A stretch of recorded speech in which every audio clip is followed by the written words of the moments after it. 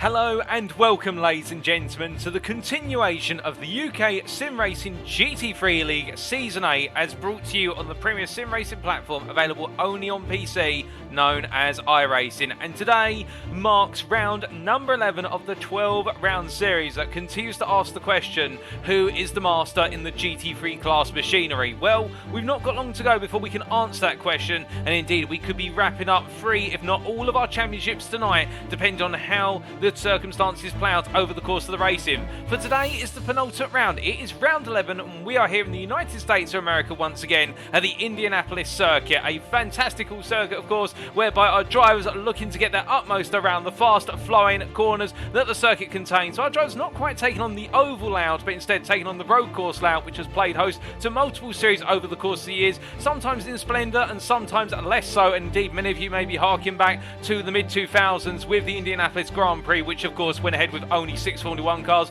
but it's not to be that way tonight as we get ready to go racing with over 20 drivers in attendance, and therefore we're going to have a packed grid across our 4 classes, whether it be platinum, gold, silver or bronze. You can imagine that all of our drivers will be vying for gold within their respective class in terms of bringing home that win, and as we say, there are many championships on the line as our drivers get ready to go racing.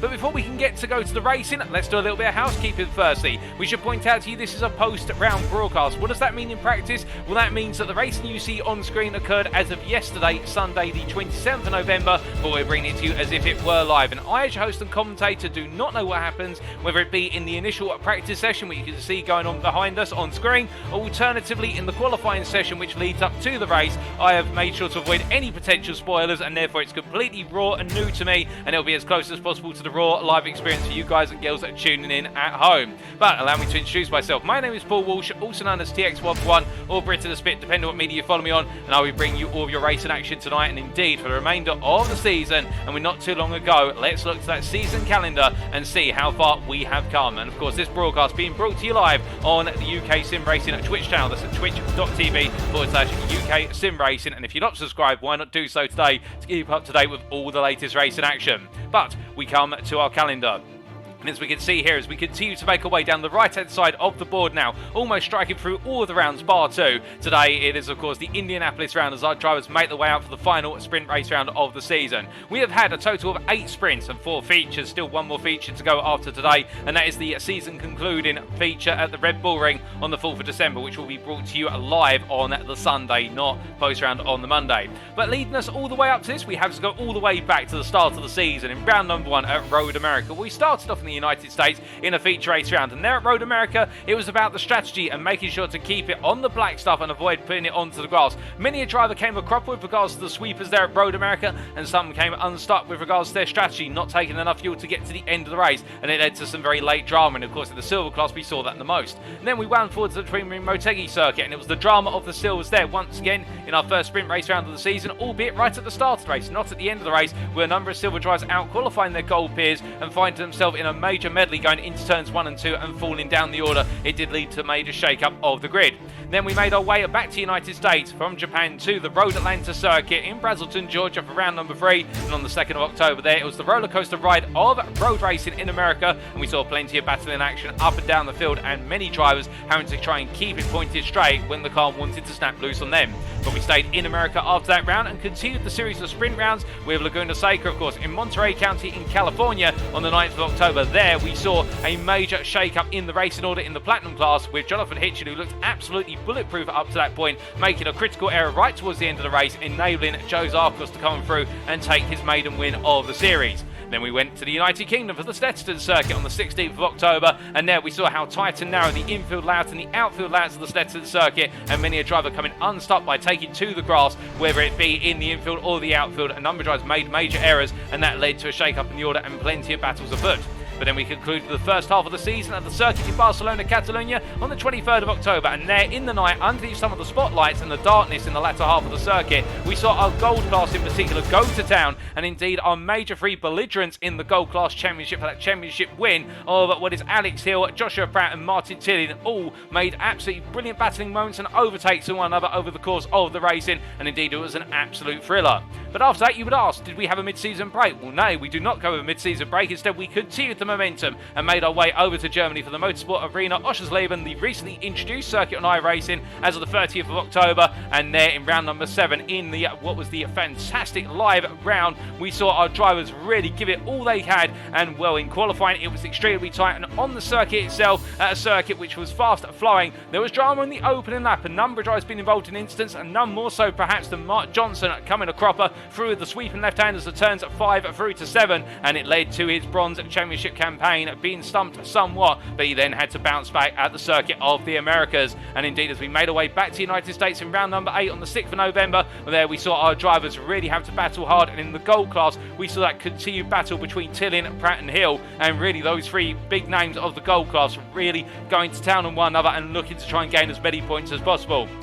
And we made our way back to Japan. The final visit to Japan on the 13th of November in round number 9, and at the Suzuka circuit there, well, of course, Suzuka no stranger to the danger of championship drama, and we did see quite a few battles on the circuit, and some drivers being knocked wayward in battling into Spoon Curve in particular. And then we made our way to Rudskogen, the Norwegian circuit, last time out in round number 10, and then a feature race round there which made many raise an eyebrow as to why you would host a feature at Rudskogen. Well, we have to say that whilst there may have been some doubters, all the doubters were perhaps proven wrong in the fact that we saw an absolutely a climactic battle go all the way to the final laps in the gold class between, of course, Hill and Tilling, and what a brilliant battle it was. And one mistake and one slowdown was the difference between the two of them, with Tilling taking the win over Hill at the finish line, and that was on the 20th of November. And today, of course, we are Indianapolis, continuing the story, but indeed we're running out of pages in the book, and we'll have to see how the story now concludes. But as we look from our calendar then to our circuit for today, we have, of course, the Indianapolis Motor Speedway, located in the conclave of the Indianapolis City, or known as Speedway.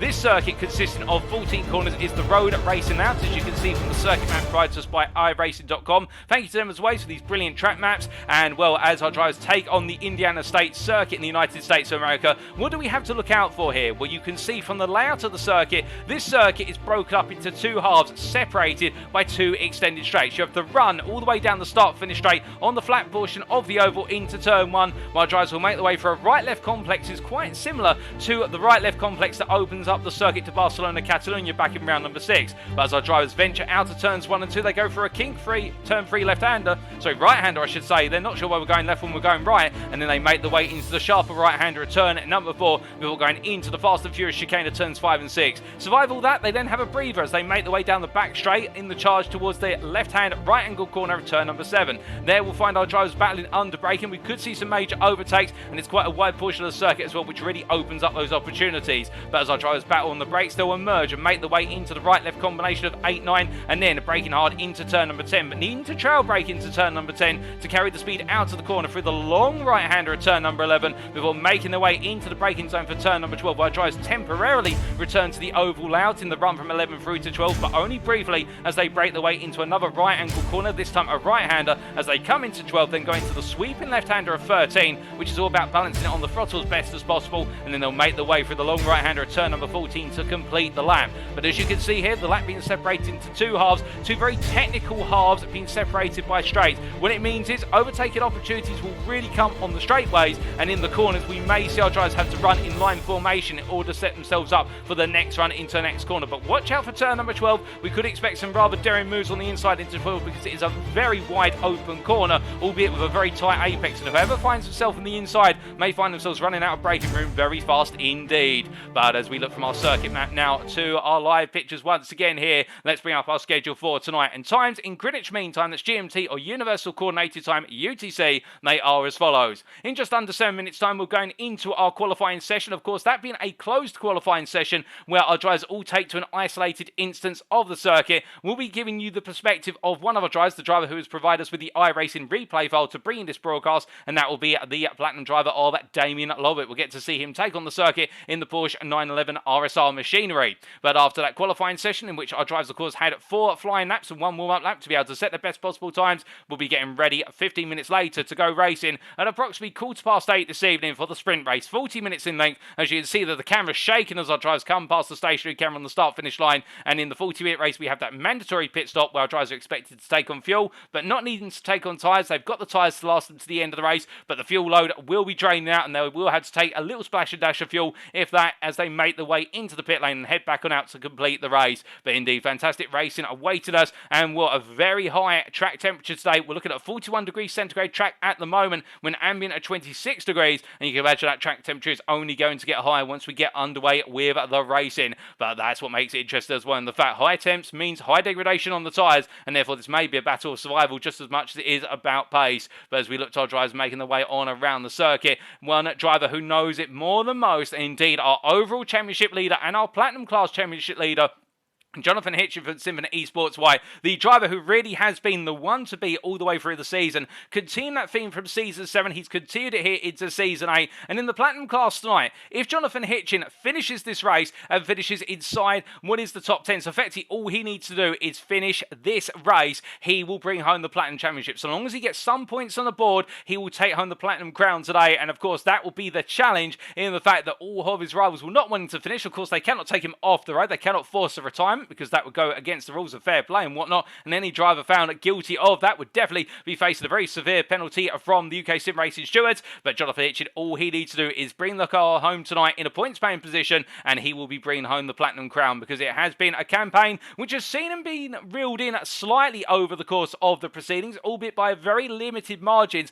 but there have been little moments where there's been slight wobbles, but he's never fallen truly off track, and he has continued that run of form that we saw in Season 7. Meanwhile, to give you an update in the Gold Class, when the Gold Class, it cannot be concluded tonight. The Gold Class is going to go all the way down to the wire, and you can see here one of the trio who are in contention for the championship crown. The two main contenders now, with a bit of a dismal day of racing earlier on in the second half of the season for Martin Tilling, it is Joshua Pratt versus Alex Hill. Those are the two big names at the top of the standings. As you see, Pratt making his way around, and Alex Hill there parked a little bit in the rear of the picture. As you can see, the Tiki SimSport machine parked up towards the back, but the Briton there getting ready to go, and well, our championship leader going into this round and looking set to try and deliver. And then Martin Tilling right now not currently out of the circuit, unfortunately, but he is the outsider. He is still in with a chance if he brings home the win tonight, and both Pratt and Hill have difficult races by comparison, but Tilling has given himself the hard work to do compared to Pratt and Hill, who right now are only 2 points apiece separated as they get ready to go racing tonight. The status update in the Silver Class, meanwhile, well, we can confirm that after his performance at Rudskogen last time out, Stephen Masters was crowned your Silver champion after all the standings were confirmed and the results were confirmed by the stewards post-race. So Stephen Masters is your Silver champion for Season 8 of the GT3 League. Congratulations to the privateer representing UKSimRacing there in the official colours of the team. And as he makes his way on around here, a little bit less pressure on him now, but you can imagine he'll still want to give it his utmost in order to absolutely deliver, because at the end of the day, whether you take the championship crown or not, you want to win no matter when you turn up and where you turn up.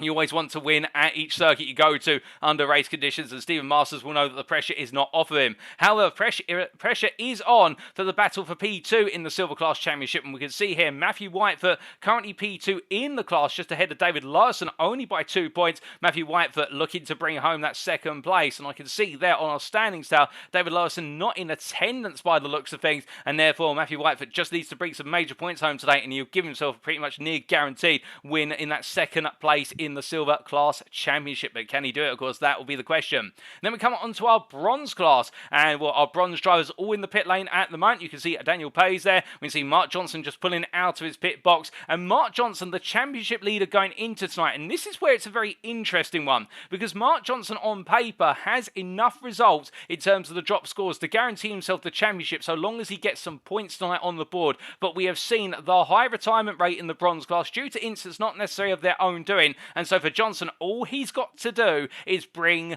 the car home. Bring it home in 4th place, he'll get enough points to be crowned bronze champion, but that's the target. Indeed, nothing is for certain. And then it is the mad scramble for P2, whereby Darren Sharples, you can see there, the Mercedes driver parked towards the rear of the picture, looking ready to go in the white, blue, and grey, brown Mercedes. But as he gets ready to go there, he's got Daniel Pays for company, who's just parked up behind and leaving his pit box. And we've also got James Connolly, who's really risen to the occasion. And you can see that James Conley a little bit obscured, albeit in the Ferrari, in the black-green Valentino Rossi coloured and inspired coloured Ferrari, as he gets ready to go there in the 46 car. And, well, any one of those three could definitely finish P2 in the Bronze Championship, but could they potentially have a shot at creeping in to the championship lead come the end of the season? It will be very difficult for them to do so, but never say never. But as our drivers get ready to go into qualifying here, we just take a brief moment to say that if you do tune in on a regular basis to UKSimRacing, whether it be on our Twitch channel, and as we said earlier, feel free to subscribe to the channel,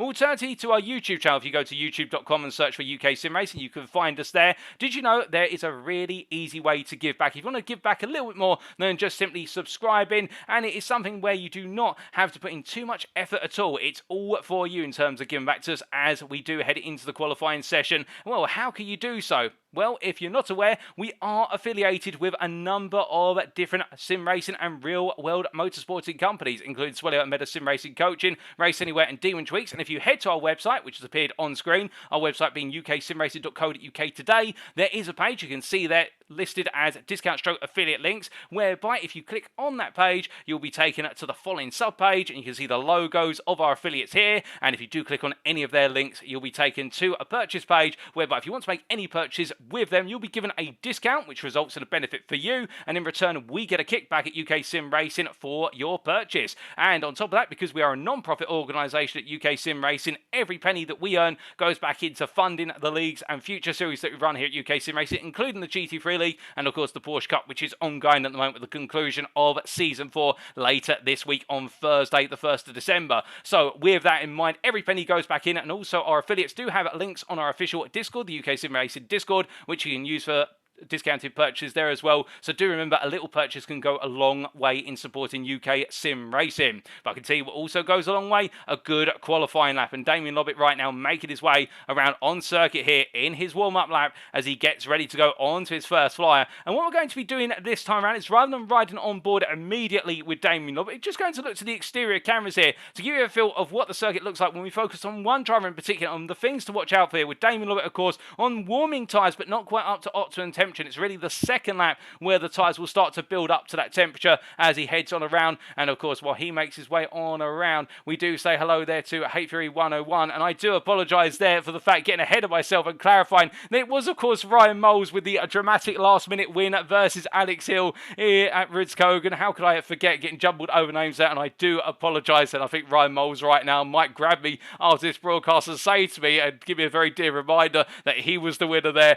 But thank you, Hate Fury, for that. And I should not have forgotten the BWT Audi absolutely flying. And, well, who can forget that race? And indeed, who can forget right now, as Damon Lobbit makes his way on around here on his first flying lap, the fact that the sequence corners around here very challenging in terms of the way we've got multiple direction changes back and forth as we see Lobbit making his way through the chicane. They're completely on the charge and over the apex curves, and as he makes his way on down the back straight here in towards turn number 7, the breather as he just gradually creeps the car over to the right hand side, very gingerly bringing it across before then heading into the turn 7 corner. You just see there how close it tapers to the apex in terms of the road surface as he now makes his way through 8 into 9. And again, that constant theme of switchback corners here, which really does put our drivers on their toes, particularly in the mid-engine rear-wheel drive GT3 machines such as the Porsche, the Ferrari, and also the Audi, where the cars are quite sensitive to direction change. Of course, that is their strength in the fact they're very sensitive to direction change, and therefore they can react better through tight sequences of corners. But of course, if you don't carry the momentum and balance the weight of the car correctly, you can find that rear end of the car coming around a bit more aggressively than you would perhaps like. But as Lobbit makes his way through the final corner here to complete his first flying lap, we're going to ride on board as he makes his way around for his second flying lap and give you the perspective and the dashboard in the bottom right hand corner. So making his way down towards turn 1 here on the oval start for the straight and getting ready to brake, looking for his marker there. And as he gets ready to go onto the anchors, braking at what is there, the 400 board, trail braking into turn 1. Second gear now powering out through turn number 2, and as he makes his way out of 2 and into 3 here, getting nice and tight to the apex of 3 before letting the car drift out for turn number 4, fighting with the steering wheel. Then you can see just how the car not quite settled under braking into turn 4, and he's had to back out immediately, in fact, as a result of that. So he's going to jump back to the pit lane, so we're going to have that lap aborted, and we'll get ready for the Symphony Esports white driver to go again, but not happy with the way that played on out. I think he may have just taken 2 laps worth of fuel and decided that after it was a botched start to that lap, he's returned to the pits and going again with his outlap plus 2 laps of fuel as well. But as he makes his way on around here and heading on through As he heading on up towards turn number 4 once again. And we do say hello to Jay Winks there in the Twitch chat. And I do believe that is Mr. Lovett himself there. Good evening to you, good sir. Hope you're doing well indeed. To everyone tuning in, I hope you're doing well, having a fantastic Monday so far. And, well, I can tell you one thing. A lot of our drivers, of course, competing in one major endurance event over the weekend, the Brickyard 24 Hours of Silverstone on iRacing. And with that in mind, of course, our drivers, those who compete in that may be a little bit worse aware in terms of energy levels, but they'll continue to push on here all the same, but focusing on what they can do here in the UKSimRacing GT3 League, of course. And as Lovett makes his way on through the right hander there of what is turn number 10 and into 11, you can just see how turn number 11 just flows nicely on through here as he makes his way briefly back onto the oval on the shorter straights of the oval, of course, because it is a rectangular oval at the Indianapolis circuit, not your more traditional oval per se. And as he makes his way on through at turn what is 13 and coming into 14, we do get to ride back on board with Damien Lovett once again as he makes his way on down here, and we jump on board with the driver as he makes his way into the braking zone for turn number 1. But as he does here, of course, tyres are going to be a little bit colder this time by comparison with before. But as he gets ready to go onto the brakes here, looking to sight that brake marker, the 300-metre board once again, coming all the way down the gearbox to second gear. Nice flying there, and now making his way through turn number 2. Just gradually building up the throttle, getting the car to settle onto the apex curve of turn number 3 before letting the car drift out to left-hander. And as he brakes his way down from 4th to 3rd here, getting on the power, just bringing it up to speed before heading into the chicane and completely flat through there. Wonderful line through the chicane of turns 5, 6, and now flat out all the way down the back straight. Now as he makes his way up towards the braking zone here for what is turn number 7. See, they're just doing a little bit of wobble on the steering to just see if the front end's biting enough. It is indeed as he makes his way through 7 and into 8. And as he comes through 8, now bringing the car back to left-hander 4, 9 before getting it all the way over to the left and then snapping onto the brake, staying in 3rd gear here and powering out to turn number 10 before getting ready now to turn in for 11. Completely flat out here, up to 4th gear he goes, lets the car drift on out. They're allowed to drift it all the way out towards the wall and then back onto the brakes immediately for turn number 12 down to 2nd gear. So nice corner on the circuit, of course, turn at number 12. And as he makes his way through 13 here, bringing the power back on now in 2nd gear, flying through the right-hander turn at number 14, all the way to the line now. Flat out he goes. It's been a very nice lap from Damien Lovett. Will this be an improvement compared to his previous best, however, as he heads to the timeline? I think it may be. It is. It's 23.888, and he still does have one more lap to spend in this qualifying session as he makes his way on down towards turn number 1 once more. Now, for those wondering, why is this circuit given the nickname of the Brickyard? Well, when it was originally opened in 1909, the original track surface was deemed insufficient for the purposes of motorsport. It was found the track surface degraded very rapidly indeed. So literally, within a couple of months of the circuit being opened, it went through a major renovation work in August of 1909, whereby the track surface was laid entirely with over 3 million bricks. That's right, 3 million bricks plus. And as the drivers made their way out onto the circuit after the renovation, and that was towards the end of 1909, I believe it was December 1909, it was the case that our drivers found, well, not our drivers, I should say, the drivers of old era found that the bricks actually provided the right amount of grip on the surface to enable racing. So that's why Indianapolis became known as what was the Brickyard. But today, of course, you can see it is the standard asphalt tarmac. And well, the only remnants of the Brickyard around here is the 3 feet or the 1 yard of bricks at the start-finish line, which has been kept there and laid and renovated over the years for the purposes of a tribute to the original Brickyard, if you will. But this circuit is a far cry from its original inception in 1909. Indeed, this circuit has gone through major renovations over the course of the 1960s, the 1990s, and the early 2000s for the purposes of accommodating major domestic and international series. And well, Damien Lovett going into the wall, coming across the start-finish line, and well, I think that is his qualifying session said and done, and not too pleased with that final lap. They're missing out on what he thought might have been a faster lap. But we get ready to go over to the race now, ladies and gentlemen. So we'll be right back in approximately 1 to 2 minutes to go racing. Don't go anywhere, you won't want to miss it.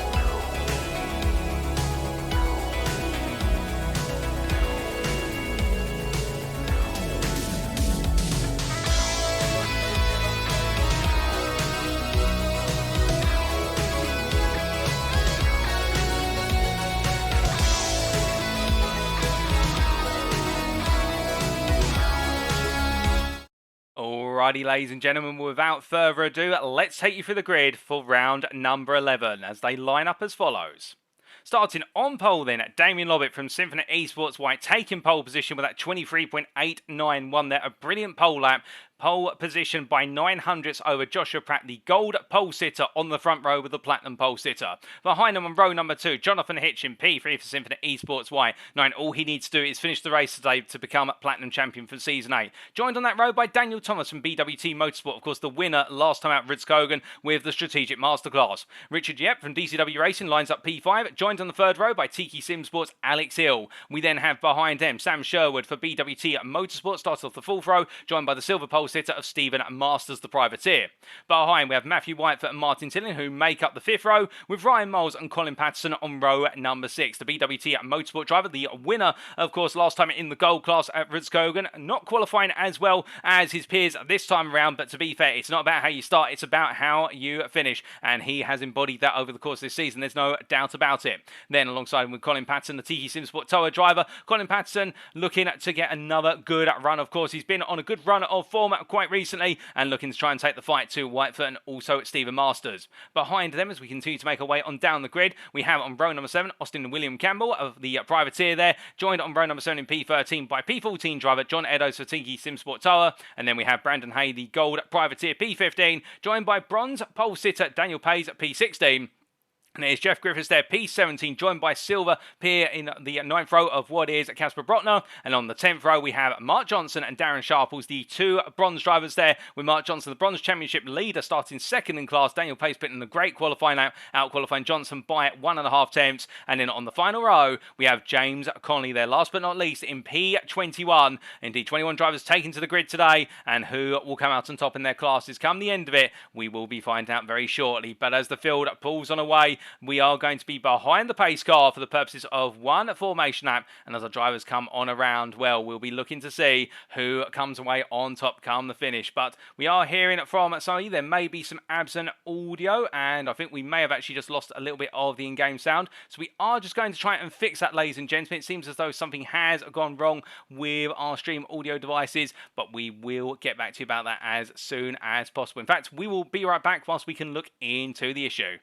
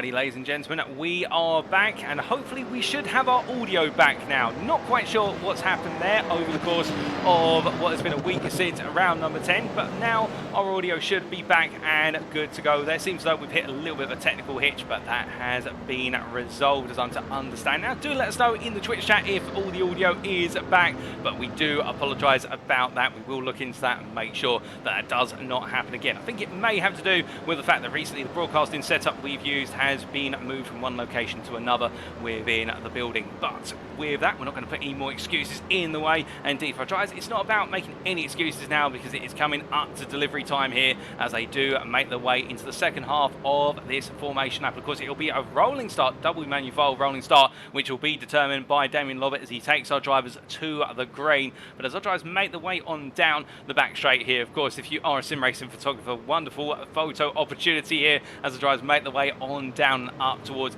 turn number 7. Of course, for Joshua Pratt, this is a major opportunity for him to put one over on Alex Hill and really give himself the best possible opportunity going into the season finale to come home the gold champion. And thank you for confirming, guys. Thank you to Matt 9001 for confirming the issue initially, and then Hate Fury backing it up, and also saying hello there to CTIL 17. Sounds all good. Appreciate that as well. Apologies for that, guys. But as our drivers get ready to go here now, our drivers making their way through turn number 11 very shortly. And a little bit further back, of course, we can see Daniel Pays and Mark Johnson quite close together with Jeff Griffiths between the two of them. And of course, Jeff Griffiths with a good performance last time out of Rudskogen. Can he make it another solid one today? Well, we will wait and see as our drivers get ready. Only a couple more corners to go as they head down into turn number 12. And in the midfield, of course, Stephen Masters here. One of the closest scenarios where he's had a silver pair near him, and Matthew Whitefoot will look to try and take the fight to Masters. There's no doubt about that as they make the way through turn 12 into 13.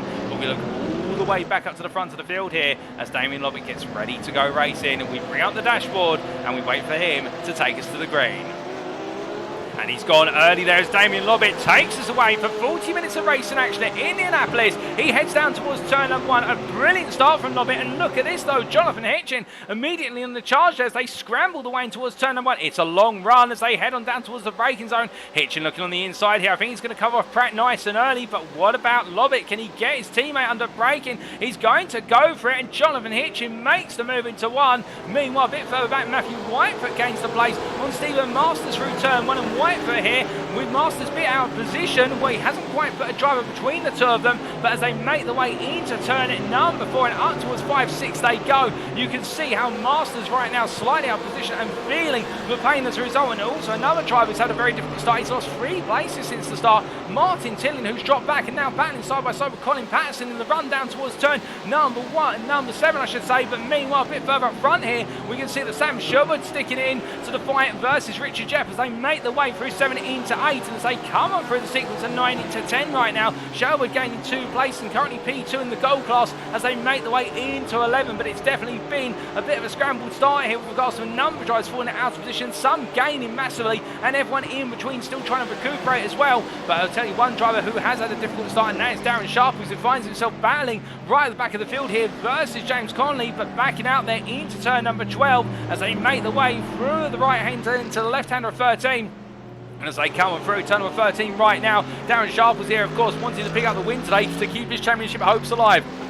After one lap, it is Jonathan Hitchen who leads the field by 0.6 of a second over Damien Lobbett in P2, followed by Joshua Pratt, your gold leader, in P3 behind the 2 platinum drivers. Then we have Daniel Thomas in P4, followed by Sam Sherwood in P5, but scratch that fall for a second as Austin William Campbell here looks up the inside of Stephen Masters into 1, calls him to go a little bit deep. Brandon Hay in return now cuts around the outside into 2 here, and the gold driver tries to make it work, but he finds himself right on the edge and gripped as he comes through 2 by going so wide out. Martin Tilley now looks up the inside, but he can't quite find it there as they battle for P5 in the gold class, P12 overall, and come rolling on through the chicane once again. But Brandon Hayes going a little bit hot on the brakes there, and in return find himself being swept out high and dry in turn number 2, and there's just not that grip on the outside line at the moment, and the car's too heavy to be able to make it work. But as they make their way down to the braking zone here, Tilling takes another look up the inside, but again it's a little peak, nothing more, nothing less. He can't really go for it all in on the brakes, otherwise he may find himself sending Brandon Hay on the round, and definitely seen himself being sent to the steward's room. But as they make the way coming through 9 and into 10 once again, he definitely fell from Martin Martin Tilling's perspective, this is not the start he's wanted, and he finds himself languishing a lot further behind. He's lost 2 places in class as well, dropping from P4 on the grid to P6 in the gold class.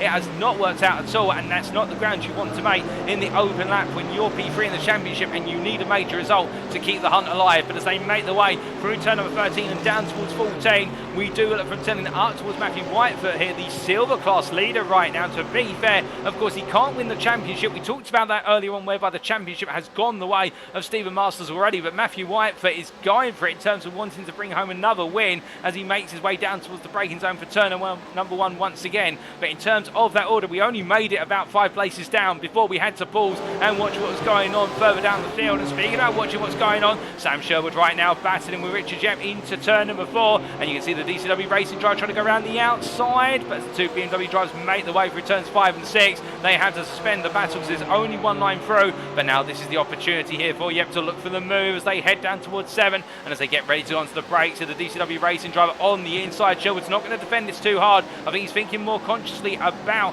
what is Alex Hill behind, and instead thinking about setting up the move later on to come on back. Keep in mind, of course, that Joshua Pratt a bit further up the road leads in the gold class in P3, Sherwood in P6, Hill behind in P7. But as the trio here of what is Yep, Sherwood and Hill make the way into turn number 11 once again, we look from them to a bit further back, and John Eddowes here battling with Tiki Simsport, a teammate of Colin Patterson. Of course, cross classes here with Eddowes in the gold class, Patterson in the silver class by comparison. As they come down onto the brakes, we do have a bit of a change up going on here for P2. Damien Lovitt briefly having Joshua Pratt on his inside into 13, but as they make the way out to 14 here, things have stabilised a bit for Lovitt, but who they're not stabilising for here is Joshua Pratt by comparison. For as they make the way down towards turn number 1, you can see here Daniel Thomas looking at this, and of course Thomas wanting to make it another win if he can, but as they make the way in towards turn number 1, Thomas deciding to stay but for now. Meanwhile, Brandon Hay looking up the inside of Masters trying to shut the door, trying to get Hay to back out, but Brandon Hay, they're definitely keeping his nose in to say,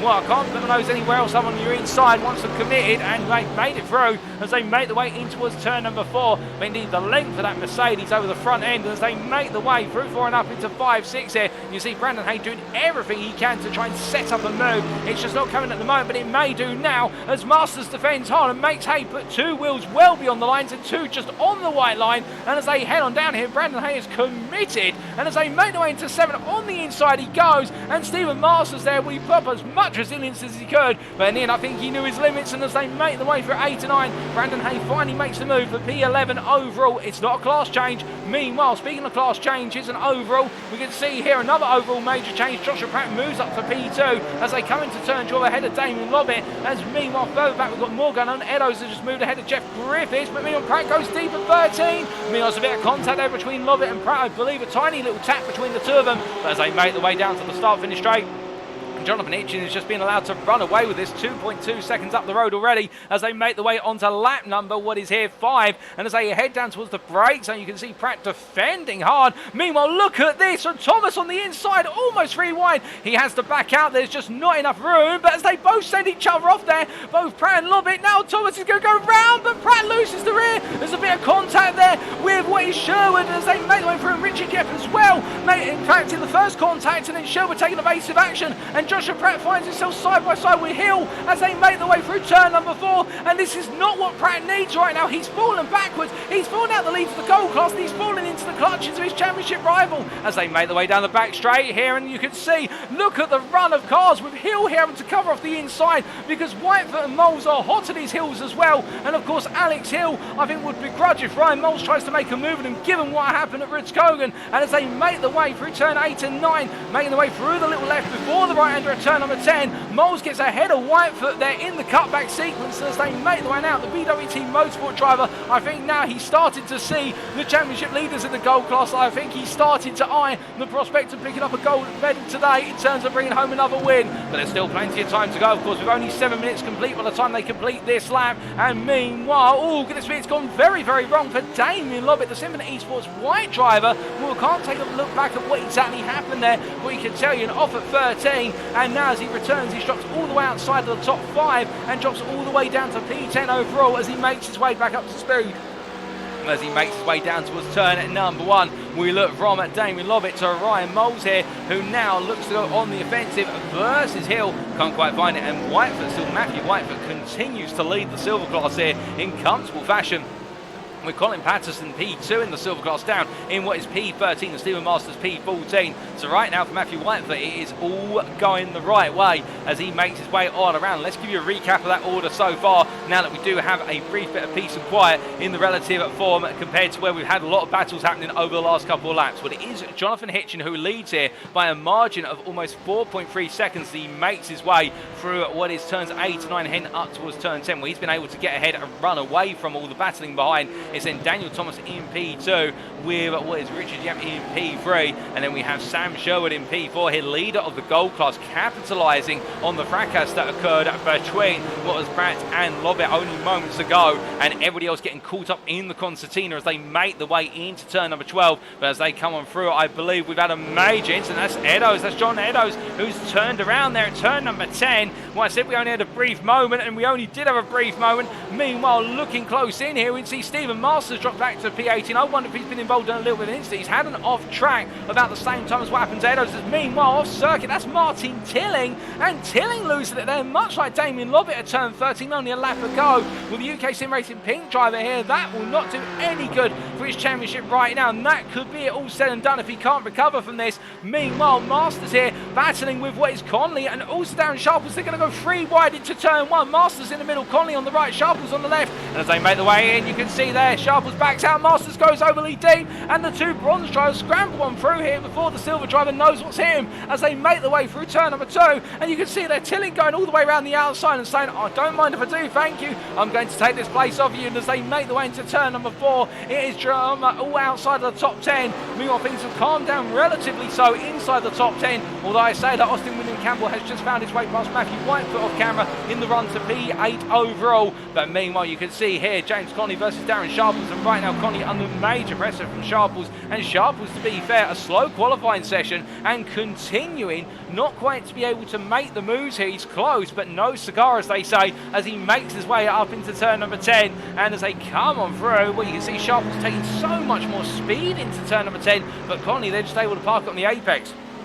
And as they make the way through the long right-hander at turn number 11, heading up into the braking zone for 12. Now, I do wonder here whether Sharples will try and set the move up in the run to 1, given the fact that he's really struggling at this point in time to try and make moves in the latter half of the lap. You can see they're getting a nice tight run through 13, but it cost him deep, as meanwhile Masters goes into the pits, and as he makes his way on in, we can see here Sharples under more pressure from Tilling now as he's fallen off the back of Conley by going overly deep into turn at 13 on exit, and now Sharples covers off the middle of the road here, and Tilling's going to try and go around the outside. Well, this is going to be bold stuff from Tilling. He's going to try and get the overspeed in the charge into the braking zone, but we know the Mercedes is a little bit stronger than the brakes normally compared to the BMW in these hot conditions. And as they make the way through turns 1 and 2, you can see here Sharples continuing to cover off the lines as they make the way on out. But meanwhile, we look from them all the way up to P4, and here is Sam Sherwood battling with Joshua Pratt into turn 7. Oh, there's a little bit of contact between the two of them, and Pratt goes around. It looked like there was contact, although the camera angle we had might have been deceiving, but Sherwood holds position. Meanwhile, Pratt has just lost out again after what was a difficult start to the race, and now he finds himself dropping another multitude of positions as Sam Sherwood continues to lead the gold class by contrast. Meanwhile, what that does do, of course, is it releases Alex Hill all the way up into P2 in the gold class, P5 overall, and right now the Tiki Sim Sport driver here, I think, will be thinking to himself, right, only one more place to go and I'm leading, and that's exactly what I need. And of course, there could be a spanner in the works here, given the fact that you have Sam Sherwood ahead, who right now is showing no signs of slowing down or wanting to yield. And behind Hill is Sherwood's teammate from BW Team Motorsports, Ryan Moles. And right now, the Audi R8 driver, the sole Audi R8 here today, as Joshua Pratt comes into the pit lane for an early stop. I suspect that is potentially to look at the tyres, alternatively to just try and go for an alternate strategy now, given everything has gone wrong for Pratt. But either way, Pratt's going for a different strategy compared to most here, as we see Ryan Moles continue to make the charge. But meanwhile, further back and behind, Damien Lobbett trying to come through the field here, and he makes way out the inside there of Whitefoot into turn 4 and gets the move done nice and early there, makes his way on through, and now onward towards turn 7 he charges after Austin William Campbell. as they make the way on down the back straight here. Austin William Campbell, of course, in the platinum class, he will not want to yield too much. But meanwhile, speaking of yielding, James Conley there going round at turn number 4. And, well, that has released Darren Sharples. In fact, Darren Sharples having a brief off track for a second there. I wonder if there was contact to return. He had to take evasive action off camera. Well, either way, it's the case that Darren Sharples has made his way into P3 in the bronze class. But meanwhile, speaking of the bronze class, here's your bronze leader of Daniel Page. And we ride on board the gearbox here of the P14 overall driver. Bronze leader, of course, in the number 8 BMW, as behind him we have the lurking and looming number 11 Porsche. It's Mark Johnson there, second place in the bronze class right now, and Johnson knows that if he finishes where he is, he'll become bronze champion. If he takes the win, he'll take the championship also with a win on top, which is always a nice cherry or the icing on the cake, as they say. And as he makes his way through turn number 14 right now, Page looking back behind him. There's no doubt about that, because he will be worried about the fact that Johnson is looking strong, he's looking close, he's looking formidable. But right now, one thing he's not looking is fast in this straight. He's finally getting the overspeed here. I think Page is going to be safe unless Johnson goes all the way in on the brakes. He's going to go for him. Mark Johnson on the inside for the lead of the bronze class. He gets it parked on the apex there, and Page does not have the opportunity to cut him back. And Mark Johnson there, well, making it work and making sure that the Porsche's brakes work strongly indeed as he moves up into lead. Now, can Page come back later on? We'll have to wait and see. Meanwhile, whilst that's happened, further up the field, I should say, Matthew Whitefoot is now trying to hound down Damien Lobbett, albeit I think he may be under a bit of pressure as well from Brandon Hay, as meanwhile John Eddowes has found his way past James Conley a little bit further behind. But meanwhile, as we look from the battle for the bronze lead to James Conley here, you can see just tucked in behind right now versus Eddowes. As meanwhile, we are hearing that Casper Brotner's had a bit of an off track somewhere, not quite sure what's happened there. He has returned, I believe that's happened at turns 7 into 8, and he's dropped all the way down from what was at the time P13 to P15 overall, but no change in class position for the silver drive, still P4 in the silver class. But as we see here, James Conley making his way out of what is turn number 10 and down towards 11 he goes. Darren Sharples there just not looking comfortable right now in this latter half of the lap. First half of the lap, that Mercedes seems to be really strong. Latter half of the lap, however, the car seems to be struggling by comparison. And as they make the way on through 12 into 13, we look from them to Austin William Campbell here, who yielding to Damien Lobbett. But Damien Lobbett goes deep with the overspeed, and Austin William Campbell sneaks it back up the inside and says, I think, well, that will teach you for carrying a bit too much speed into turn number 1, as the 555 driver here just takes it nice and easy, protecting the car, protecting the tyres, and therefore not having to worry about Lobbett taking the position immediately. But as they come out of turns 5 and 6, I wonder if Lobbett's going to come back here into 7. Well, as they close on up here in towards the braking zone for the left-hander at turn 7, you can see no move coming from Lobbett at the moment. He's going to park in behind. Meanwhile, just a little bit further ahead of them, you can see here Ryan Moles will be right on board with the BWT Motorsport driver here in P18. Not P18, my apologies, P16, the number 18 car, we should say, as he comes out of turn 10 into turn 11. Running nose to tail with both Hill and Sherwood, and as they make the way through the long right up into the braking zone here for turn number 12. 3 different cars, 3 different manufacturers, all close together here, and it's absolutely brilliant to see. Of course, we have seen the Porsche 911 dominate over the course of this season. That seems to be the run of the theme of the current iRacing balance of performance in the GT3 class, which of course is being run as part of this series. But when you do have a BMW leading a Porsche, leading an Audi, it goes to show you that when you've got 3 drivers who are equally matched and all enjoying the machinery, it's all about who can get the most out of their car at a given circuit. And right now, it seems as though Sam Sherwood is holding on for the time being. But how close it is as they make the way into turn 1. You can see their Hill going a little bit deep. Rimo's trying to find a way back. He can't quite find it at the moment. Hill having to play the art of balancing attack versus defence as Moles looks to cut back through 4, and Hill defends on the inside, but Hill makes sure to take all the speed that Moles can carry out the corner and slap it right back at him in terms of you're not picking it up there, so as you're going to the back of me. But as they make the way down the back straight here, you can see Hill's defending, but as they make the way on down, Moles switches to the left, switches to the right, tries to go round the outside. Hill covers the inside here. They touch in the run through 7, and as they come through, Moles almost takes the grass. They come through 8, heading up into 9. They're still side by side, and as they come into 10, Moles holds it to the inside of 10, but Hill's still there, and that's the long run through the right-hander of 11. But Moles gets ahead as they come on down towards turn number 12. But brilliant racing between the two of them, nothing between them as they come into the right-hander. And right now, Ryan Moles goes deep. He loses the place after everything he's earned, and in doing so opens the door to Damien Lovett, who sneaks out the inside into 13. And as they come on through, now Ryan Moles is going to try and come on back here as Lovett had to take the inside and couldn't carry the speed out the corner, and Ryan Moles has to make a decision. Does he let the Platinum driver go, or does he fight it hard? And I think he's going to let it go here on the inside, as I think he'll try and lift off a little bit, given the fact he's pulled over so early, unless he's covering it off here, although we can see the gap is not changing. It's still 500ths into the apex, and I think Ryan Moles in fact defending instead here, and in doing so this is going to cost him an absolute plethora of time as they come through 2 into 3. Of course, for Ryan Moles, and indeed for any of our gold drivers, when they're this high up the order, they want overall points, they want to take the scalps of the Platinum drivers. As Moles, they're going very slowly on the apex of 4. I think there might have been a mischief there as they make the way through. Claring over the apex curve as Damien Lovett almost sending the car into the stratosphere, and as they make the way down the back straight, look at this behind. You've got Whitefoot and Hay all catching up as well in the scramble to 7. Damien Lovett's ahead, but Moles now looking on the inside of Austin William Campbell. Campbell there turns on, and he finds Moles on the inside. The Audi driver, I think, feeling the pinch and pull there, as there's a little bit of bump and tap between them as Brandon Hay meanwhile coming through. Oh, goodness me, and Ryan Moles loses the rear of the car, and in a reverse Moses manoeuvre, Brandon Hay and Whitefoot part the seas around. One is Moles and find the way safely on past the wayward Audi, but that was very near miss for all drivers involved, and brilliant reactions from all 3 drivers there to avoid turning it into a major incident. But as they make the way out of 12 and into 13, Brandon Hay, who we haven't talked about too much since the start of today's race, gained loads of places so far. He's gained 7 places overall, gained 4 in class. He's moved up from P7 in the gold class to P3.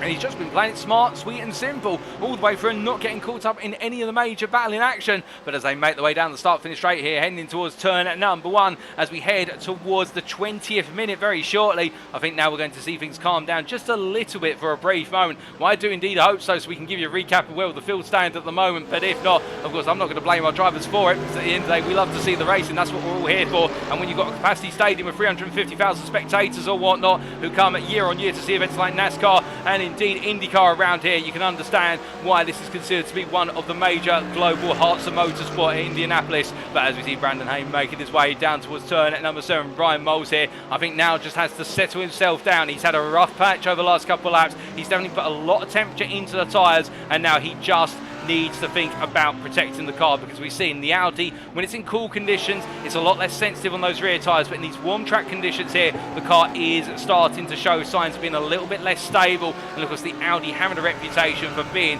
one of those cars which is typically on the edge in most racing scenarios, and right now Ryan Moles does not want to be on the edge, because we've seen how smooth he can be. But meanwhile, as we look here from the BWT Motorsport driver who completes our top 10 P4 in the gold class, we do look all the way down to Mark Johnson here in P13, who continues to hold the bronze lead, albeit with Daniel Page only a second off of him as they make the way on through turn number 13. In fact, Ryan Moles into the pit lane and Daniel Page comes on in, so we are seeing the signalling of the first scheduled stops here in terms of the stops that have not been brought about due to adverse circumstances. So of course that would be for the likes of Martin Tilling and also Stephen Masters and Joshua Pratt, but instead for the drivers who I think are running to their predetermined schedule already, and Page assigned to cut the race in two. Moles doing the same, but Mark Johnson meanwhile continues to soldier on here going into the second half of the race. Now, we have seen these sprint races, the tradition has been for the leaders inside the top 10, or at least the top 5, to go as long as possible in that first stint, normally taking the car up to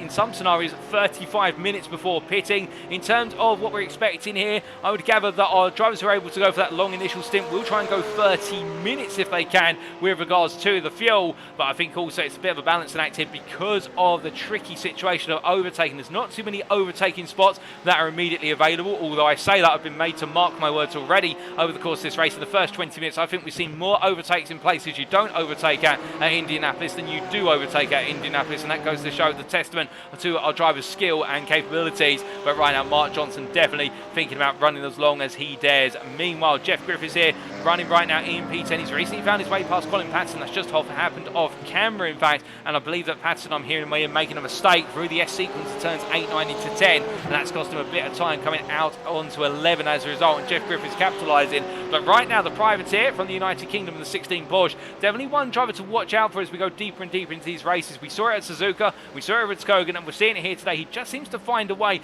to get under the skin of the class that he's racing in terms of just being able to sneak through the field field in terms of strategy and consistency, and sometimes that's what you've got to do. It's not about, as we said earlier, it's not about how you start, it's about how you finish the race, and Jeff Griffiths definitely building up that momentum. And in terms of relative lap times right now, he is the second fastest silver driver outside of Matthew Whitefoot, who is flying by comparison. But to be fair, Whitefoot, I think, running a bit more of a settled rhythm at the moment. We can't necessarily see Jeff Griffiths' pace as he runs out of turn number 6 and runs a bit wide there. He's going to have to be careful not to run too wide, as otherwise he may pick himself up a slowdown if he continues to go wider and wider. But as he makes his way down towards turn at number 7, going from one silver driver who's not coming to the pits yet to one silver driver who's into the pits, it is Casper Brotner here, who has made his way into his pit box, in fact making his way back on out now and getting ready to go racing once again. And well, for Casper Brotner right now, P4 in the silver class, where Stephen Masters, by relative comparison, well, Stephen Masters making his way here through turn number 14. So I think Brotner's not going to be at risk of being passed before he comes out the pit lane. In fact, he's back out onto the circuit already, and that goes to show you what's happened and how much time it has cost Stephen Masters. As meanwhile, Matthew Whitefoot making his way on through, as Brandon Hay, I think, has come into the pit lane. Indeed he has. So Matthew Whitefoot is promoted to P8 as the silver leader presses on. But you can see behind there is Jeff Griffiths, and on that last lap, Jeff Griffiths at 26.27, Matthew Whitefoot at 26.74. Griffiths is gradually growing into this race. Colin Patterson behind at 26.93, and as we said earlier, it's Griffiths who grows into these races very gradually, but the pace starts to shine on through as he makes his way on through turns 2 and 3.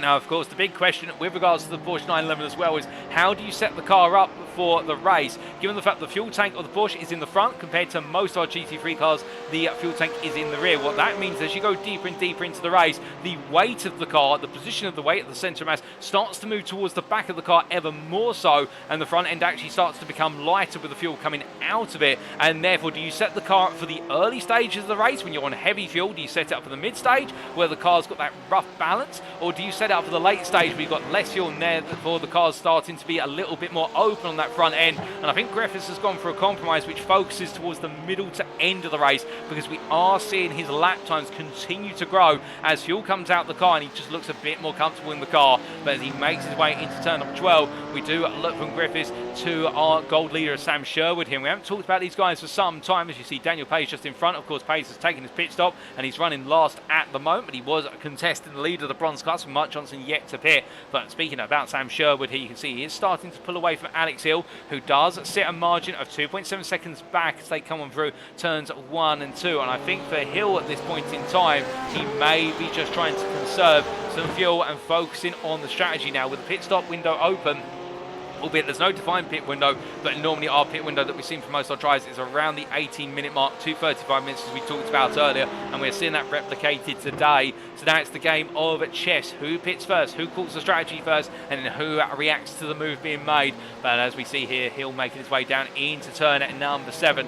One thing is for certain, Sam Sherwood definitely on the offensive today and looking to pick up what would be, as I'm to understand it and recall, although I will be lightly corrected in the Twitch chat if I've got this wrong, I believe this could be Sherwood's maiden win in the Season 8 of the GT3 League, as he makes his way down towards turn number 12, as he makes his way into the braking zone here, looking up the inside of Daniel Page. Of course, the blue flag's waving there, and Page now effectively a lap down, but pit stop ahead of many a driver who's coming on past him. He's not going to scramble and argue with that as they make their way through turn number 14. But as they make their way for the long right-hander and onwards towards another lap here, race leaders, of course, onto lap number 19 already. And speaking of the race leaders, here are our leaders. It's Jonathan Hitchen, who leads by a margin of 5 seconds and is growing still over Daniel Thomas. But to be fair to Daniel Thomas, he is right now matching Jonathan Hitchen's lap times by what is the margins of thousands, albeit on that last lap. To give you an idea, Jonathan Hitchen was 400ths faster, so not quite matching the thousandths that time around. But the point being that the Welshman right now for BWT Motorsport is giving it everything he can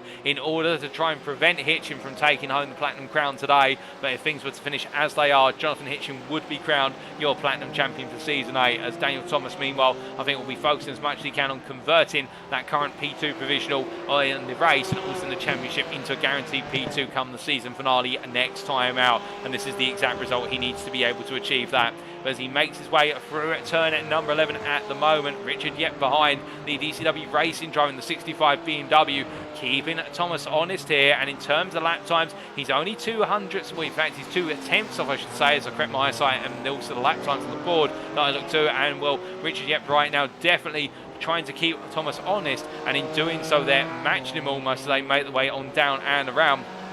As we see Yep making his way out of the final corner, we're hearing that James Conley's just had an off track at what was turn at number 4, running quite wide and getting it wrong. And as he comes through turns 5 and 6, he has lost the place to Darren Sharples and also to Joshua Pratt, keeping in mind of course that Pratt has already taken his pit stop, whereas Sharples has not. So for Conley, he has lost class position before his pit stop, and that is going to bite him quite hard when we come around towards the end of the race, given the fact now he will have to try and make up what is 4 seconds a lap time versus Sharples in order to come back in the battle for what we would presume would be the battle for P3 in the bronze class, with Johnson and Page being quite far ahead before Page came into the pits for his first pit stop. But as we see Conley making his way on down towards turn number 12 here, continuing to press the fight as he rolls his way on through the corners, and meanwhile coming up towards what is turn number 12, we do look from Conley to Matthew Whitefoot, your silver leader here, as things have calmed down a little bit now in terms of all the battling. We're now in that phase where strategy is key to success, and you can see here the 104 driver Matthew Whitefoot looking quite comfortable, albeit as we said earlier, Jeff Griffiths continuing to close him down. And that last lap, 26.7 for Whitefoot, Griffiths at 26.2. Another 4 stripped out, and Jeff Griffiths right now the man of the moment, and is flying in the number 16 Porsche as he comes on through turn at number 10 once again. And Colin Patterson meanwhile matching Griffiths' times. Now this is interesting here as they make the way on down through the right-hander with regards to Patterson, because early wasn't quite on the pace of Griffiths or Whitefoot, but now it seems as though the tables have turned, and particularly that Whitefoot seems to be struggling a little bit for pace. Now could Whitefoot potentially be doing some fuel saving here before he comes into the pits in order to try and reduce his pit time? That would be the question. Of course we don't know if Patterson was doing some fuel saving earlier. He may have been the same for Griffiths as well, but it does look as though the pace is now flipping in this battle for the win in the silver class. You see the three protagonists on screen there briefly, all occupying the same camera real estate, but as they make their way down towards turn number 1, Patterson right now definitely at the back of this trio, and I think trying to think of an opportunity that he can create for himself in the pit lane. And Jeff Griffiths definitely the dark horse of the group in terms of trying to cut his way through the order as he makes his way on through. But meanwhile, speaking of cutting his way through the order, we saw him cut his way through the order into the gold lead earlier on in this race, and now he makes his way out of the pit lane here, having taken his stop, a 9.2 6-second stationary stop.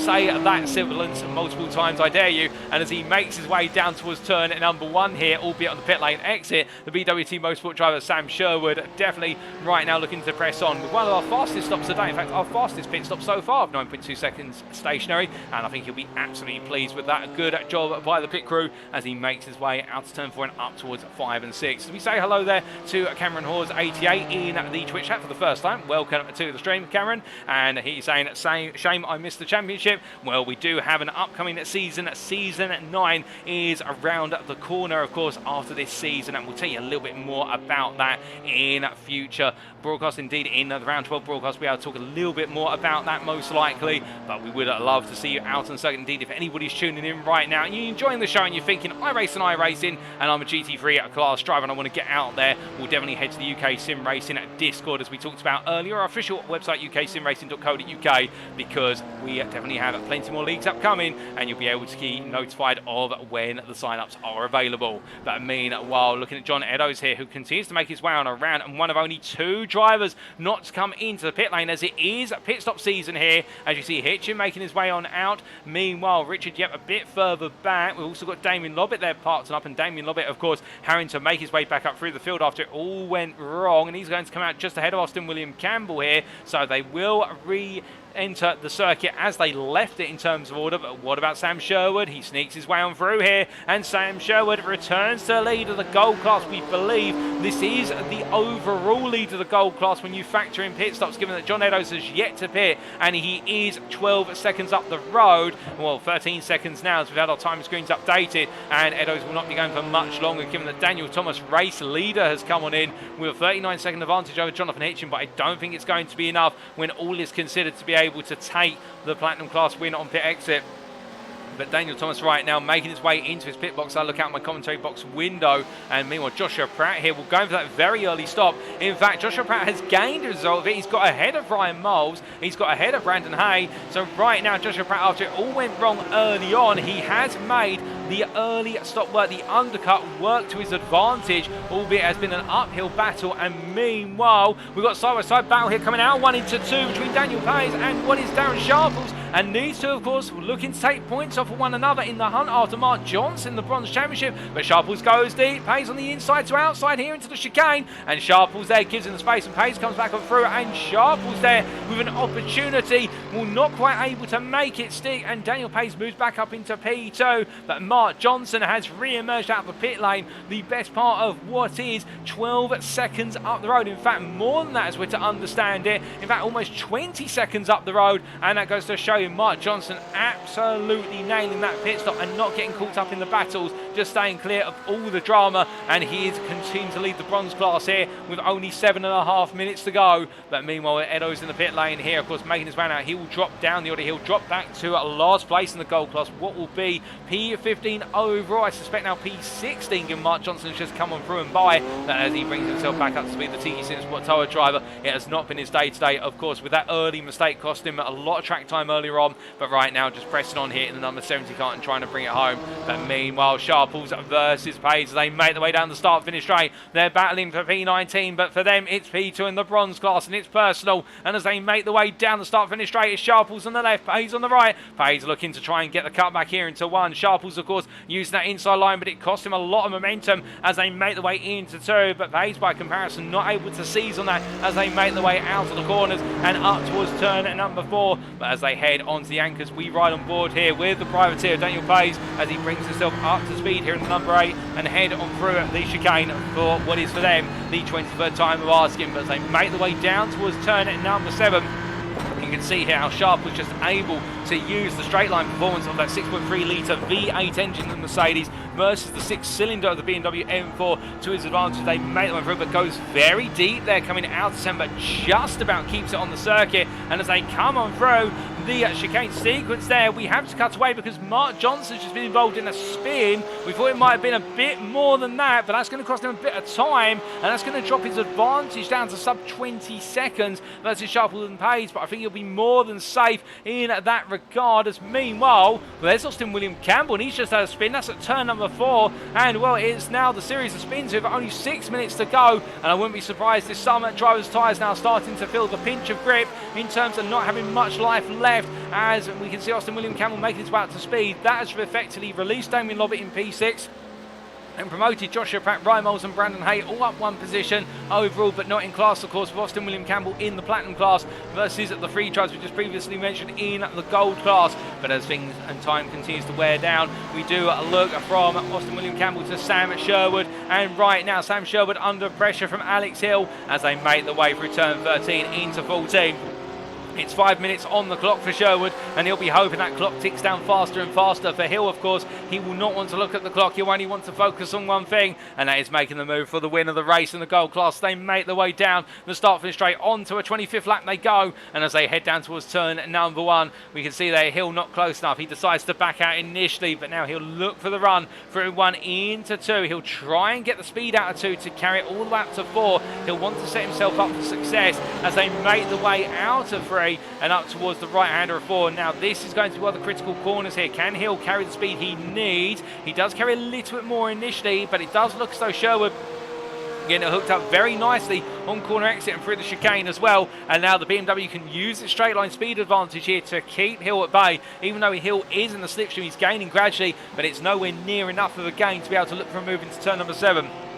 And as they make their way through the left into right here, you can see the 276 driver right on pushing down on the BMW driver in BWT Motorsport machinery. But as they come on through turn number 10 into 11, no way through at the moment. And right now Alex Hill to try and use all the strengths he can of the car. As meanwhile we see here battling for overall position P9. It's Austin William Campbell goes round the outside to inside of Brandon Hay, and Matthew White for the silver leader here. Well, now this is going to become a crunch moment because the 104 driver, look who's right right behind, and that's Jeff Griffiths, P2 in the silver class. And we said about Jeff Griffiths getting closer and closer. He's looking on the inside there. He thinks about it, but Whitefoot covers off the middle of the road there. When they taper towards the apex, it's not really a 2 or 3 wide corner, it's a 1 wide at most. And as they make the way down towards turn 13, into 14 they come.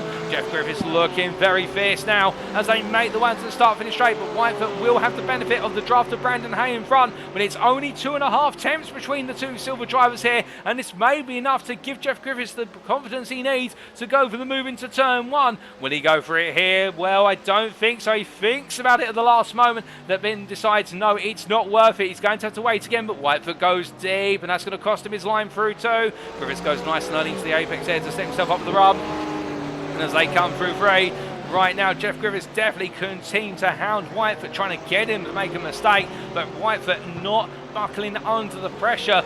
Meanwhile, speaking of the pressure, well, we ride on board the gearbox there of Sam Sherwood in the battle for the gold lead. Battles for the lead of the gold and silver class happening simultaneously, and as we see Sherwood making his way out of 10 into 11, looking safe at the moment, but to be fair, going from one corner to another, safety is in limited supply, and as they make their way down to the braking zone, you can see Damien Lobbett creeping into the picture behind as they make their way through 12 into 13. Sherwood covers off the inside. It's going to cost him the run out the corner, but you can see there Hill not getting a good amount of rotation through 13, in fact struggling to get the front end round initially, and in fact that has gifted Sherwood a little bit of breathing room as they head down the start finish straight. But the problem for Sherwood is he has nobody in front of him to give him to a toast. Now he's got to rely purely on the fuel and the Mercedes, the BMW's power in the straights, which he can do, to be fair, versus Porsche, as they make the way down into turn number 1 for what will be the penultimate time, as Hill gets very close there in the run through 1 into 2, but he's not quite able to find it. He is trying to set up the move as best as he knows how,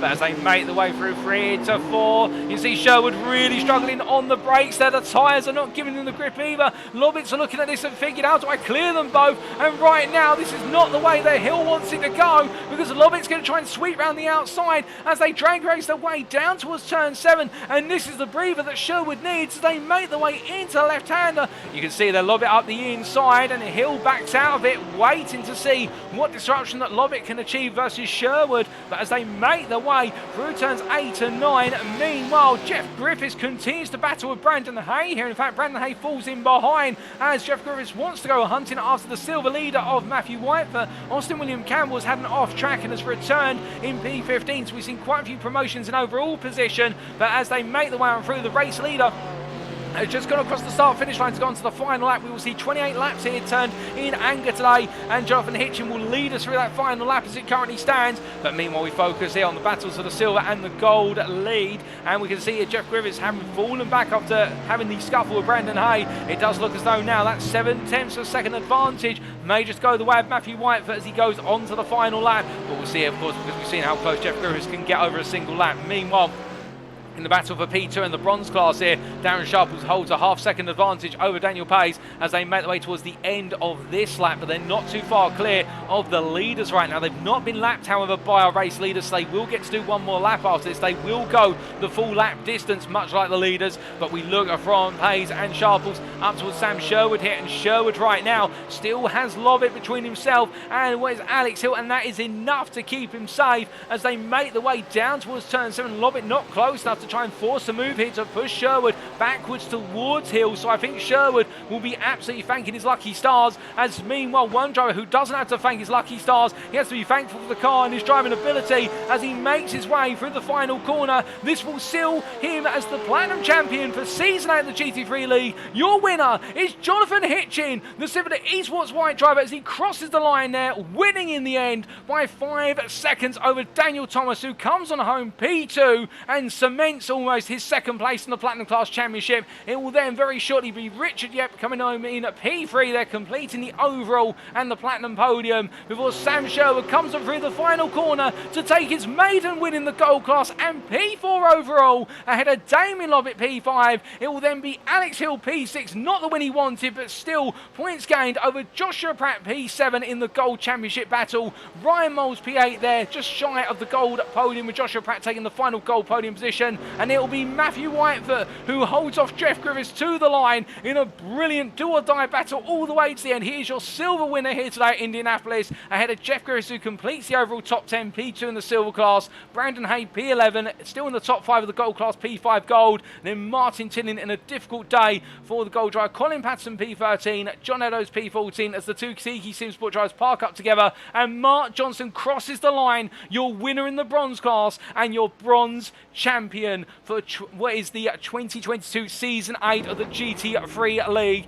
Brilliant driving for Mark Johnson ahead of Stephen Masters. Darren Sharples comes on home, P17, P2 in the bronze class ahead of Daniel Pays, who comes on home P3, and it will be a battle for P2 all the way to the finish for them in the championship come the season finale next time out. And it's Austin William Campbell who comes on home, P19 there, as he crosses the line ahead of Jonathan Hitchen. And indeed, the two of them parading together. And then it will be James Connolly who finished a lap down. We saw him cross line behind Hitchen when Hitchen took the checker flag. And Casper Brotner, P21. But a fantastic race, no doubt about that, from start to finish. And well, let's take you through those race results, subject to any stewards' inquiries.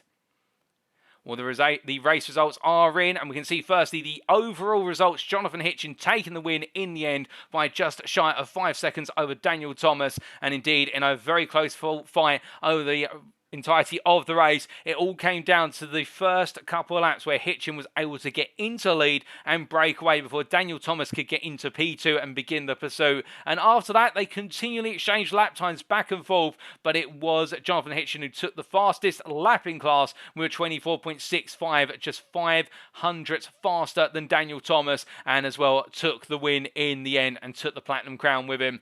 Richard Yep there, P3, the DCW Racing driver, putting in another great performance to be on the over on the platinum podium ahead of Sam Sherwood, and then Damien Lobbett P5, with Sam Sherwood of course picking up his maiden gold win and also his maiden top 5 overall, so a double first for him. And then we see Alex Hill at P6 ahead of Joshua Pratt P7. Neither driver having the perfect race for them, but Alex Hill of course will be pleased that he finished ahead of his main rival. Ryan Moles P8 there in the BWT Motorsport Audi, not quite able to repeat the magic of Rudskogen, but still giving it everything he could. Matthew Whitefoot there P9 with the silver class win. Jeff Griffiths P10, then best of the rest P11 Brandon Hay, with our bronze winner there P15 of Mark Johnson. But as we come on to the individual classes, we start off with the platinum class of course. And we can see here in our 5 drivers in attendance today, Jonathan Hitchen, the winner in class ahead of Daniel Thomas and Richard Yep, completing the platinum podium. Damien Lobbett, P4, a strong start from him, undermined by an incident early on, seeing him have to recover his way through the field, but it was enough in the end. And I do wonder the question, what could have been, if it were not for that incident, could he have potentially been fighting for P2 in the class today, if not going for the win as well? And Austin William Campbell with that late error, which saw him drop down the order, P5 in the end, a difficult day for the privateer. Then coming on to the gold class, we can see here the confirmation of Sam Sherwood, your winner by 1.3 seconds over Alex Hill. And in the end, I think Sherwood grateful for Damien Lobbett putting himself between the two drivers all the way to the finish on the last lap, with Joshua Pratt P3 completing the gold podium. Ryan Moles P4 there, only half a second off of Joshua Pratt at the line. Brandon Hay P5, showing moments of brilliance to be fair, the Mercedes driver, but not quite able to put all the pace together in the Mercedes today. It did seem as though the Mercedes not quite comfortable at the Indianapolis circuit. Martin Tillin P6 and then John Eddowes P7 in a difficult day for both drivers. Before we come on to the silver class, and we can see here in the silver class, Matthew Whitefoot returns to the top step. It's been some time since we've seen him right up there on the top step, but taking the win in the end by 4/10 of a second over Jeff Griffiths, who I think will feel as though he was a little bit unfortunate to miss out on the win today, but still brilliant charge from Jeff Griffiths in the latter half of the race, with Colin Patterson P3 there. Another podium to go to the trophy cabinet, and Patterson will be pleased with that, so will UKSimRacing Tower. And then we had the privateers of Stephen Masters and Casper Brotner finishing P4, P5 respectively, with both drivers having a difficult day at the races. And then coming on to our last class in terms of those race results, we can see here Mark Johnson taking the win in the end in a race that was up and down for all drivers in the bronze class. But Mark Johnson, he may not have qualified on pole, but he nailed it when it mattered most in the run to take the lead and never look back, winning by 19 seconds and being crowned our bronze champion for Season 8 of the GT3 League. Darren Sharples there, just ahead of Daniel Pays at the line by what was 0.3 of a second, and that will be critical in the battle for P2 going into the season finale, with James Connolly finishing a lap down effectively, because he was lapped before the checker flag was called by our race leader, so finishing in P4 there, a lap down James Connolly. But those are the race results, ladies and gentlemen. And now we're going to be taking a brief breather for 5 to 10 minutes before we conduct our post-round interview to our volunteer drivers. Don't go anywhere. We'll be back shortly to hear the thoughts from those who are able to make it into the interview room.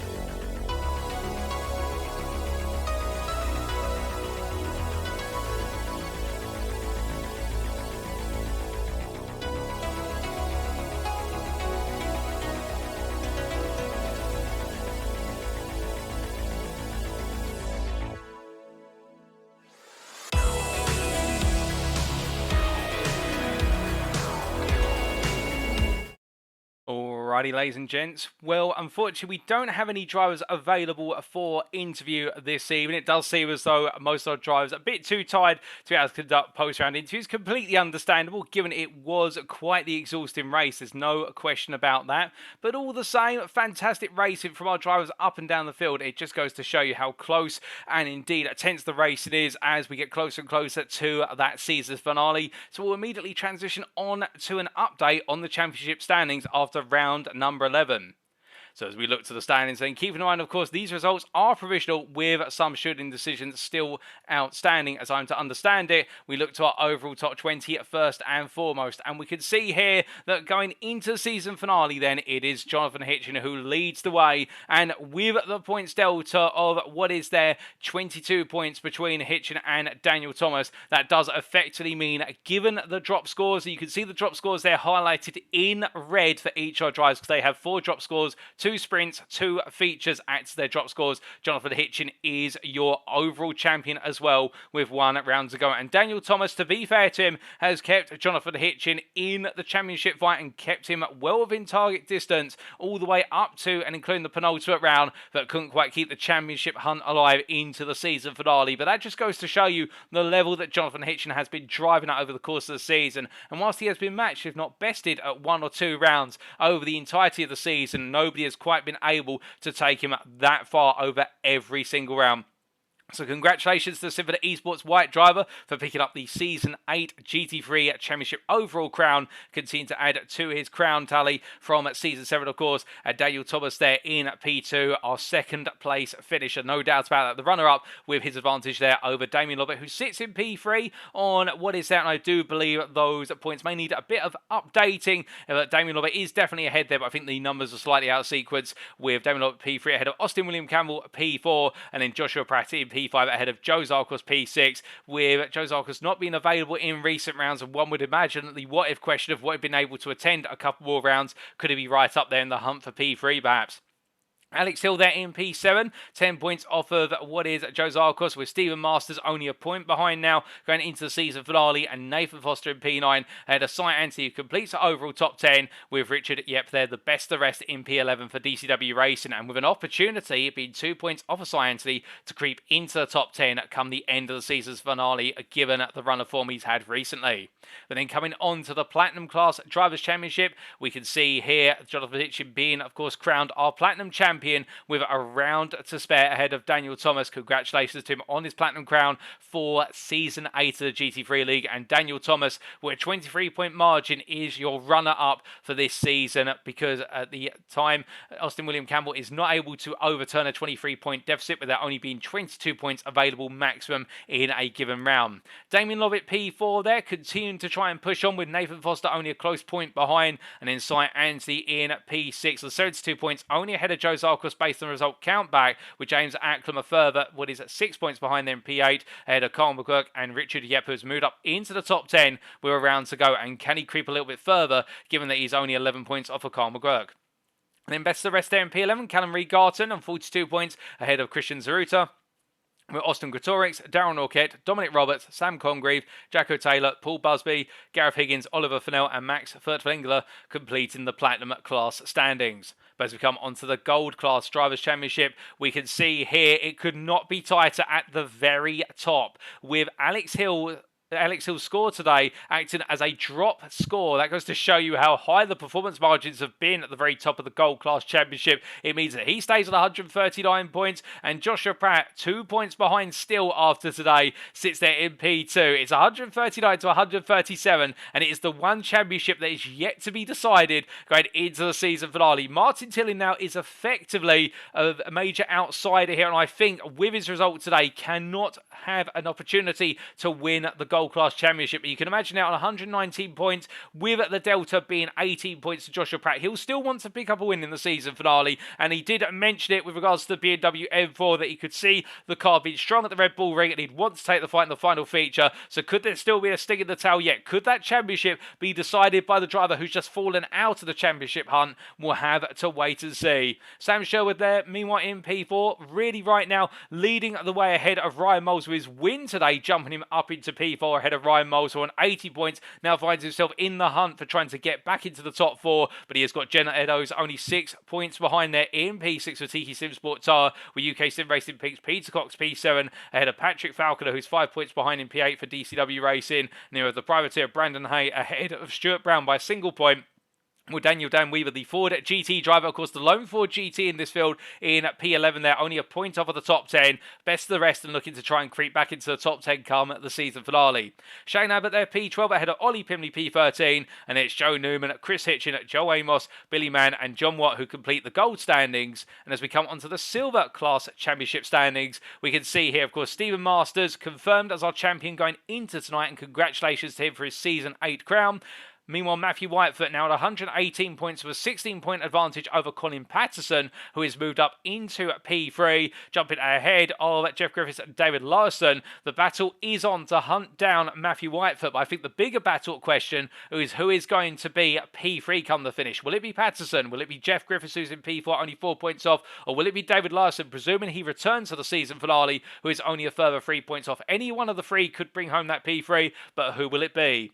Chris Edison, meanwhile, P6 there for UKSimRacing ahead of Mark Collicott by a single point. It's going to be going down to the wire between them. And then we have Tyson Valenda P8 ahead of Casper Brotner with a difficult day today, but still gets some key points to the board. That moves up into P9 with BRM Racers Jeremy Grant in P10 there. And then best of the rest is Rob Armstrong in P11 for UKSimRacing Pink ahead of Sean Cranley Swash, Murray Luca, Ryan Williams, Paul Davey, Matthew Morris, Calvin Owens and Aaron James.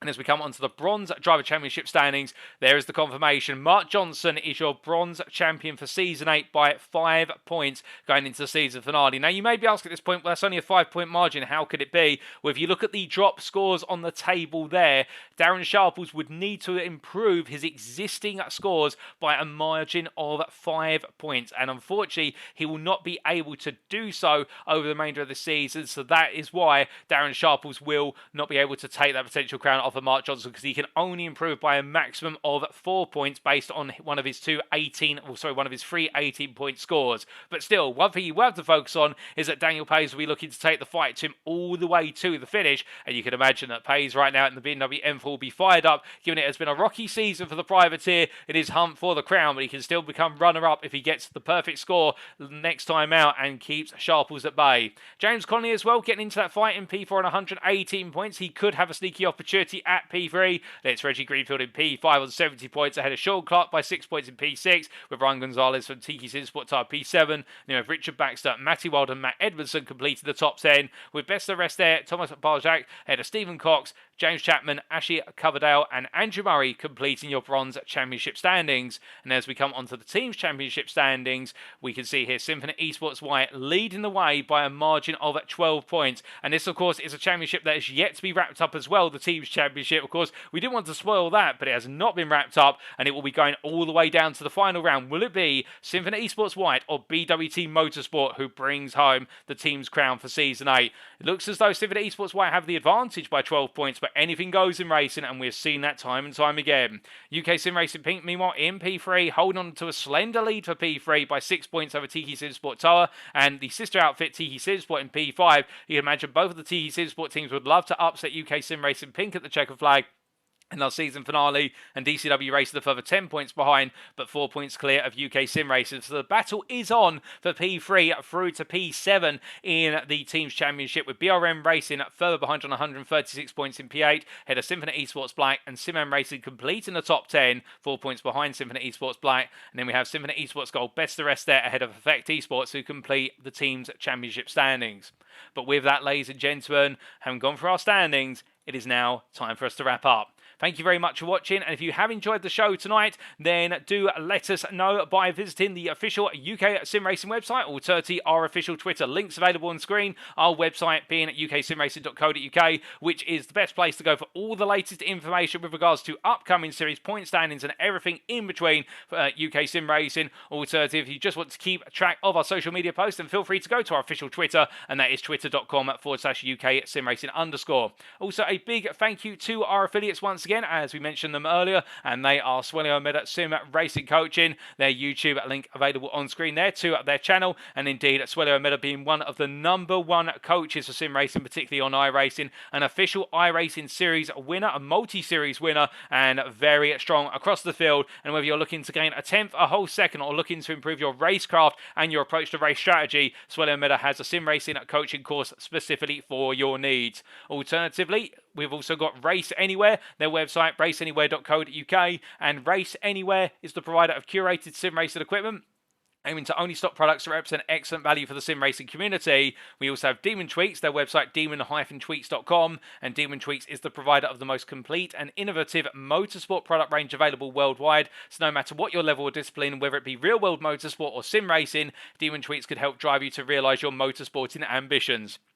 And then last but not least, of course, we do have Amazon, their web address, amazon.co.uk, and Amazon being the company striving to be the Earth's most customer-centric company, the Earth's best employer, and the Earth's safest place to work through the provision of concepts pioneered by Amazon, including but not limited to Amazon Prime, Fire Tablets, and Fire TV. But speaking of things being on fire, we're going to be going hot and furious into the season finale for next time. We head to the Red Bull Ring in Spielberg, Austria for Sunday, the 4th of December 2022. We bring the curtain down on Season 8. We've still got the Teams Championship to decide. We've still got what is the Gold Championship to decide. There's still plenty for play for, plus also pride at the finish line for who brings home the final checker flag from their respective class. Come catch it all on Sunday, the 4th of December, and let's see how it all goes down in Austria. But until then, ladies and gentlemen, we have been UKSimRacing. I've been your host and commentator, Paul TX141 Walsh, also known as Brit of the Spit, depending on what media you follow me on. And until next time, remember to stay safe, stay well, stay smiling, but most importantly, remember to stay on track. Good night.